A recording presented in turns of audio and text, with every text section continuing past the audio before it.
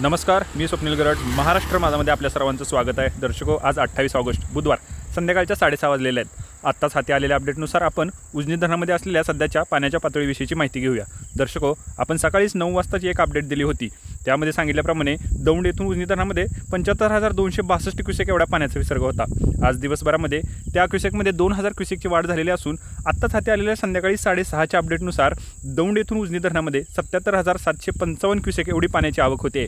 त्यामुळे उजनी धरणामधून एकूण पाणीसाठा हा 121.32 TMC एवढा झालेला असून त्यापैकी 57.66 TMC एवढा पाणीसाठा हा उपयुक्त पाणीसाठा म्हणून आहे.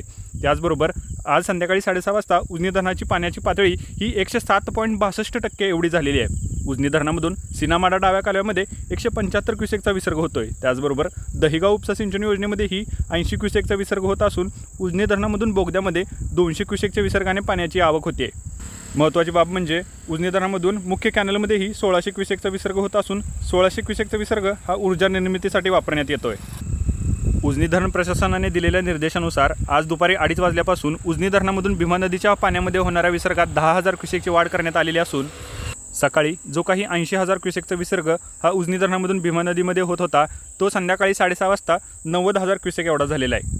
दर्शको, या उजनी धरणाविषयीच्या महत्त्वाच्या अपडेट आम्ही तुमच्यापर्यंत घेऊन येतच असतो. या अशाच अचूक, विश्वसनीय व वेळच्या वेळी उजनी धरणाचे अपडेट पाहण्यासाठी तुम्ही पाहत राहायचं आहे महाराष्ट्र माझा न्यूज.